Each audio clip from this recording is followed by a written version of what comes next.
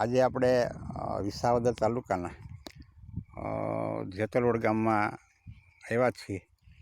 અહીંયા ધીરુભાઈ લાલજીભાઈના ખેતરમાં અતુલભાઈ ને અલ્પેશભાઈએ ભીંડો વાવ્યો છે. અલ્પેશભાઈ, તમે આ કઈ કંપનીનો ભીંડો વાવ્યો છે?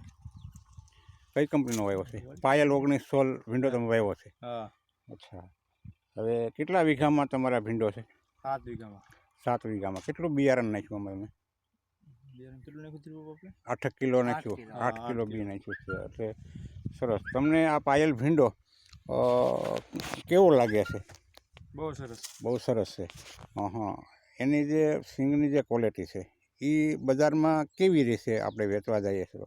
સારા ભાવ મળે છે બીજા કરતાં? સારા આવે છે. પછી બીજા ભીંડાની વેરાયટી કરતાં આ ભીંડામાં વિશેષતા તમને કાંઈ બીજી લાગે છે? સિંગ નાની થાય ને સારો થાય. સારો થાય, ક્વોલિટી થાય.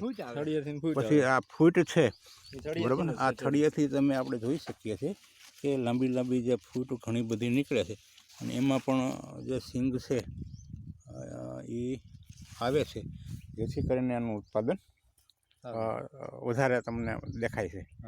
બરાબર છે. તમને એવું લાગે છે તમે ઘણા બધા શાકભાજી વાવો છો, માનો કે તમે ટેટી વાવો છો, કાકડી વાવો છો, તરબૂચ વાવો છો, તો એના કરતાં તમને આ ભીંડામાં વળતર કેવું લાગે? સારું મળે છે. સરસ. તમારું ગામ કયું? જેતલવડ. જેતલવડ. તાલુકો? વિસાવદર, જિલ્લો જુનાગઢ. જિલ્લો જુનાગઢ. તમારો ફોન નંબર? 75 સરસ. તમને એવું લાગે છે મને ભીંડામાં સારું વળતર મળશે. મળશે? સારું.